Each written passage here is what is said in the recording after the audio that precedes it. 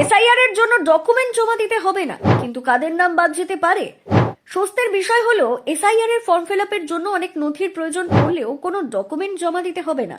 অনেকের ধারণা ছিল এসআইআর ফর্মের সঙ্গে 2002 সালের ভোটার তালিকার যে অংশে আবেদনকারীর নাম রয়েছে সেই পাতার একটি কপি দিতে হবে, কিন্তু নির্বাচন কমিশনের নতুন নোটিশে এই বিষয়টি সম্পূর্ণ পরিষ্কার করে দেওয়া হয়েছে।